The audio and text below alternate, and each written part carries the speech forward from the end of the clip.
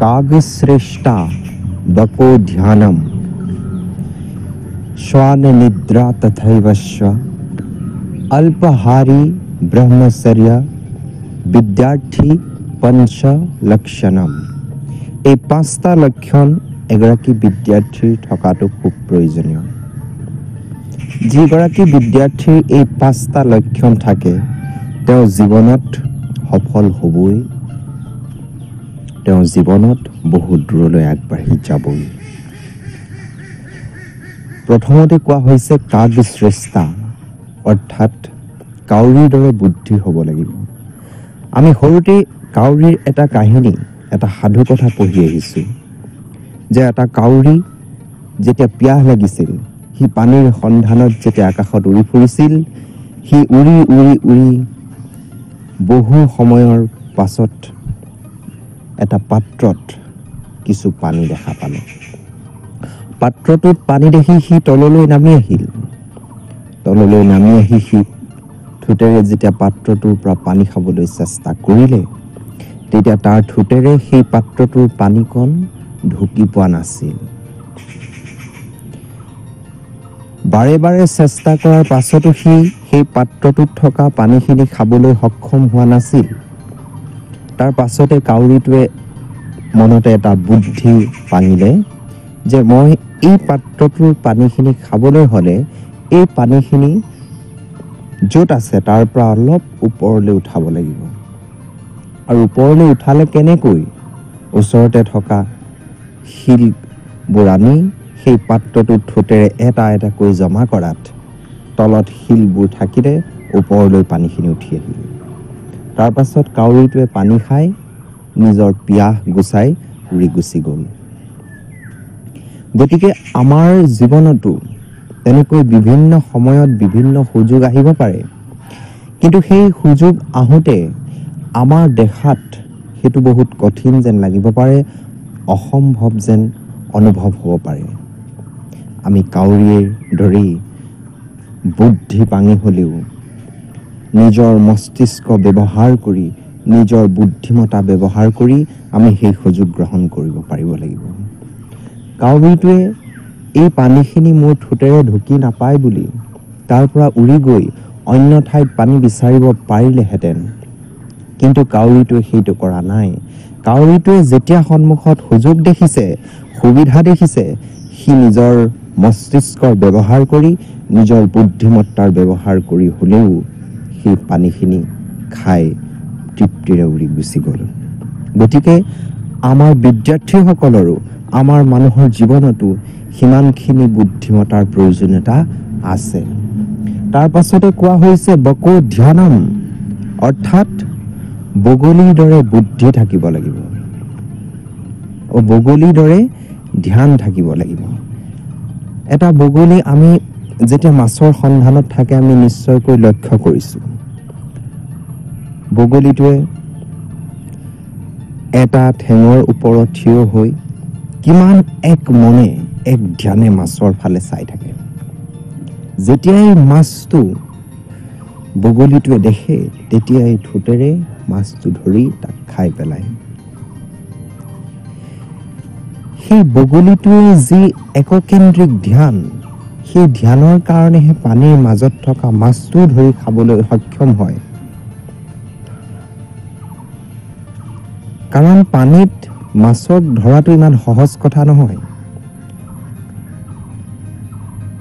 যিহেতু মাছ পানীত থকা এটা জীৱ, গতিকে নিজৰ এলেকাত মাছটোৰ এটা অভিজ্ঞতা আছে। গতিকে সি তাৰ পৰা ধৰি অনাটো ইমান সহজ নহয়। যেনেকৈ মানুহেও কয়, মানুহেও নিজৰ ঘৰত অলপ নিৰাপত্তা অনুভৱ কৰে বাহিৰতকৈ। বাহিৰত থাকিলে শত্ৰুলৈ ভয় কৰে যদিও ঘৰৰ ভিতৰত থাকিলে অলপ মানুহেও সাহস কৰে। ঠিক সেইদৰে মাছটোও সেই পানীত থাকোঁতে সেই মাছটোক ধৰাটো ইমান সহজ কথা নহয়। তথাপিও বগলীটোৱে এক ধ্যান কেন্দ্ৰীভূত কৰি সেই মাছটোক পানীতেই ধৰিবলৈ সক্ষম হয়। ঠিক তেনেদৰে আমাৰ ছাত্ৰ ছাত্ৰীসকলৰ, বিদ্যাৰ্থীসকলৰ আমাৰ জীৱনত তেনেকুৱা এক ধ্যান, কেন্দ্ৰীভূত ধ্যানৰ প্ৰয়োজনীয়তা আছে।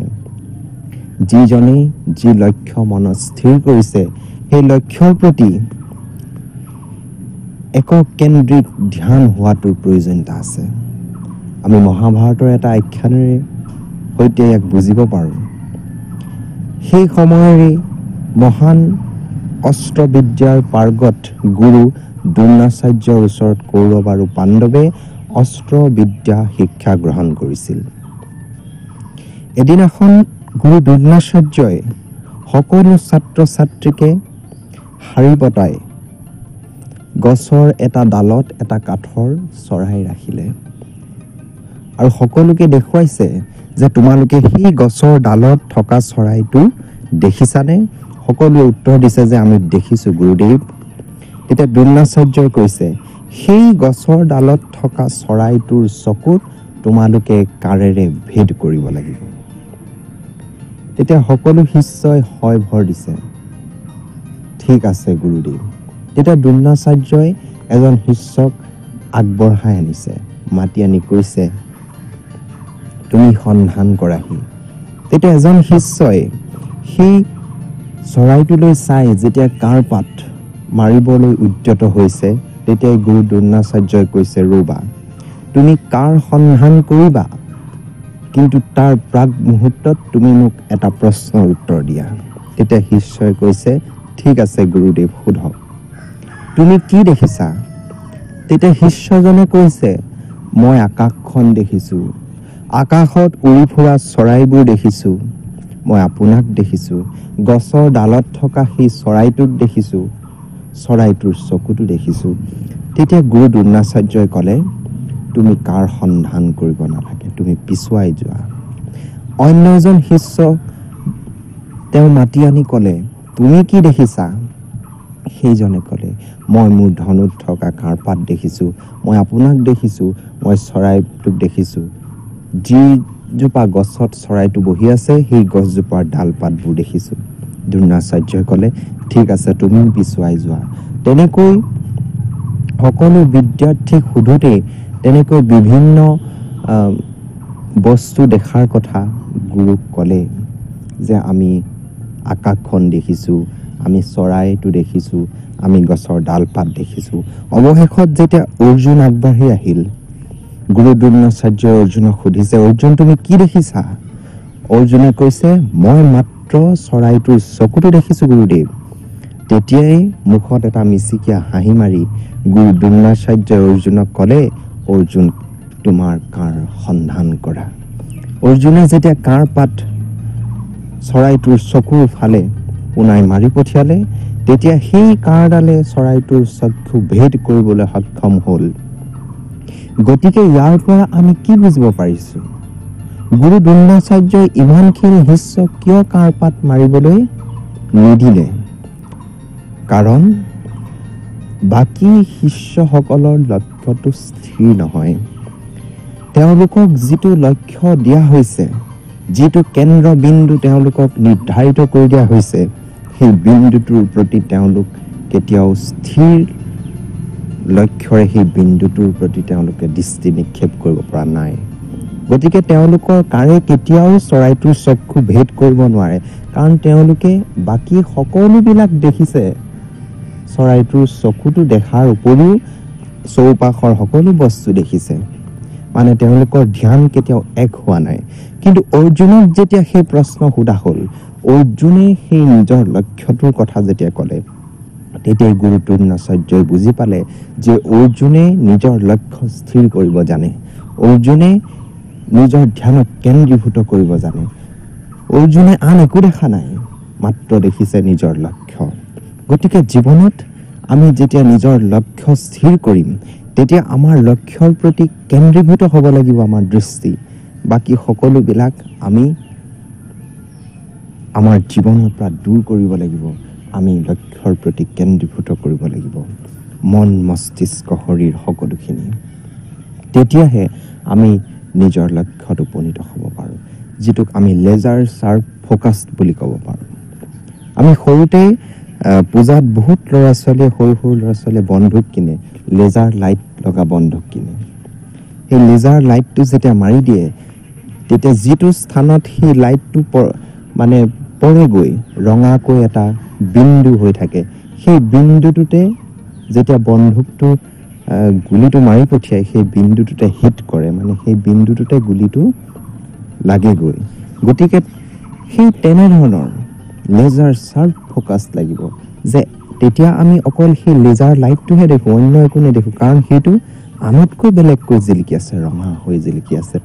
গতিকে আমাৰ লক্ষ্যটো ঠিক সেইদৰেই ৰঙা হৈ জিলিকি থাকিব লাগিব, আনতকৈ বেলেগ হৈ আমাৰ চকুৰ আগত জিলিকি থাকিব লাগিব। তেতিয়াহে আমি সেই লক্ষ্যক ভেদ কৰিব পাৰিম। তাৰ পাছতেই কোৱা হৈছে শ্বান নিদ্ৰা, অৰ্থাৎ কুকুৰৰ দৰে টোপনি। সকলোৱে দেখিছে কুকুৰে কেনেকৈ টোপনি যায়।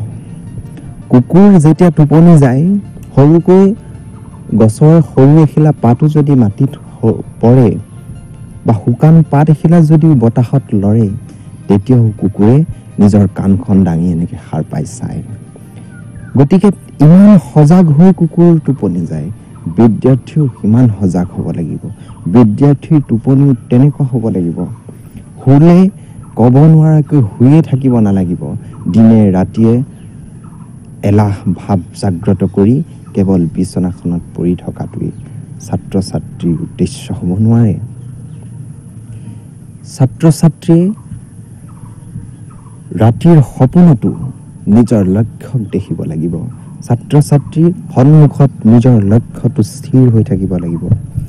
তেতিয়াই ছাত্ৰ ছাত্ৰীৰ মনৰ পৰা এলাহ ভাৱবোৰ আঁতৰি যাব, টোপনিৰ ভাৱবোৰ আঁতৰি যাব। সেই টোপনি কম হ'বৰ কাৰণে কি কৰিব লাগে? অল্প শাৰী বুলি কোৱা হৈছে, তাৰমানে আহাৰত বিৰাম লগাব লাগিব। আমি কি কৰোঁ? যিদিনা আমি খুব ভালকৈ আমাৰ খাদ্যখিনি পাওঁ, মাছে মাংসই পালোঁ, ফাষ্ট ফুড পালোঁ, ভাল পোৱা খাদ্য পালোঁ, আমি নিজৰ শৰীৰৰ প্ৰয়োজনীয়তা কিমান সেইটো আমাৰ সেই সময়ত অনুভৱ নহয়। আমি পূৰা খাই দিওঁ, মানে আমি যেন এটা বাকচত বা এটা মোনাতহে বস্তু ভৰাইছোঁ তেনেকৈ ভৰাই দিওঁ। নতুবা আমি কি কৰোঁ? ইটোৰ পিছত সিটো বস্তু আমি খাই থাকোঁ। এইটো এটা ভাল লগা বস্তু এটা পালোঁ, খালোঁ, আকৌ এটা বস্তু পালোঁ, খালোঁ। তেনেকৈ আমি ইটোৰ পাছত সিটো বস্তু খাই থাকোঁ, যিটো কেতিয়াও কৰিব নালাগে। কাৰণ যেতিয়াই আমাৰ পেটত অধিক খাদ্য থাকিব, তেতিয়া আমাৰ মস্তিষ্ক কেতিয়াও সক্ৰিয় হৈ মস্তিষ্কই কাৰ্য কৰিব নোৱাৰে। গতিকে সেইকাৰণে আমি আমাৰ মস্তিষ্কক সুপৰিচালিত কৰিবলৈ হ'লে খাদ্যত বিৰাম লগাব লাগিব। আমাৰ শৰীৰটোৱে যিমান খাদ্যৰ প্ৰয়োজন বোধ কৰে, সিমান খাদ্যহে আমি গ্ৰহণ কৰিব লাগিব। তাৰ পাছতে কোৱা হৈছে ব্ৰহ্মচৰ্য। ব্ৰহ্মচৰ্যৰ অৰ্থ এইটো নহয় যে আমি সন্ন্যাস লৈ ক'ৰবালৈ গুচি যাব লাগিব, ঘৰ দুৱাৰ এৰি থৈ গুচি যাব লাগিব, কেতিয়াও নহয়। আমি অনৈতিক কাৰ্য কৰা নাই, সেয়াই ব্ৰহ্মচৰ্য। আমি অবাতে যোৱা নাই, সেয়াই ব্ৰহ্মচৰ্য। আমাৰ নিজৰ দায়িত্ব পালন কৰি আছোঁ, আমি কৰ্তব্যৰ পৰা বিমুখ হোৱা নাই, বিচলিত হোৱা নাই, সেয়াই ব্ৰহ্মচৰ্য। ছাত্ৰানাম অধ্যয়নম তপঃ। ছাত্ৰ জীৱনৰ তপস্যাই হৈছে অধ্যয়ন। আমি অধ্যয়নমুখী যদি হৈ আছোঁ, সেয়াই ব্ৰহ্মচৰ্য। আমি অধ্যয়নৰ পৰা বিচলিত হৈ বিষয় ভোগ বাসনাৰ প্ৰতি আমি যদি আসক্ত হোৱা নাই, তেতিয়া সেয়াই হৈছে ব্ৰহ্মচৰ্য। আৰু এই 5টা লক্ষণ যি বিদ্যাৰ্থীৰ থাকিব, সেই বিদ্যাৰ্থীয়ে জীৱনত নিশ্চয়কৈ ডাঙৰ ডাঙৰ সফলতা অৰ্জন কৰিবলৈ সক্ষম হ'ব। গতিকে আমাৰ যিসকল দেশৰ ভৱিষ্যত বুলি কোৱা হয়, ছাত্ৰ ছাত্ৰী যুৱ প্ৰজন্মৰ প্ৰতি এই বাৰ্তা আমি প্ৰেৰণ কৰিছোঁ যে জীৱনত আমি যদি সফল হ'ব বিচাৰোঁ, তেতিয়া কিন্তু আমি কাঁই দিয়া বাটেৰে আগবাঢ়িবই লাগিব। জীৱনৰ সফলতাৰ বাটটো কেতিয়াও সুগম হ'ব নোৱাৰে, ই দুৰ্গম হ'ব পাৰে, ই অসাধ্য হ'ব পাৰে। অসাধ্যকো সাধ্য কৰাৰ শক্তি যুৱ প্ৰজন্মৰ থাকিব লাগিব। দুৰ্গম বাটত, কাঁই দিয়া বাটতো বিনা দ্বিধাৰে কোনো কুণ্ঠাবোধ নোহোৱাকৈ আমি আগবাঢ়ি গৈ নিজৰ লক্ষ্য স্থানত উপনীত হ'ব পাৰিবই লাগিব। কাৰণ আমাৰ ভাৰতবৰ্ষত উদাহৰণ আছে। আমাৰ ভাৰতবৰ্ষৰ যুৱ শক্তিয়ে বিশ্বৰ প্ৰেক্ষাপটত কিমান ডাঙৰ ডাঙৰ কাম কৰিছে, নেতা তাত নক্ষত্ৰৰ দৰে উজলি আছে। আমি সেই উদাহৰণবোৰ দেখিছোঁ, আমি সেই মহান ব্যক্তিসকলক জানিছোঁ। গতিকে আমি তেওঁলোকক আদৰ্শ হিচাপে লৈ জীৱনত নিজৰ লক্ষ্য স্থিৰ কৰি নিজৰ সপোনৰ দিশে ধাৱমান হ'বই লাগিবই।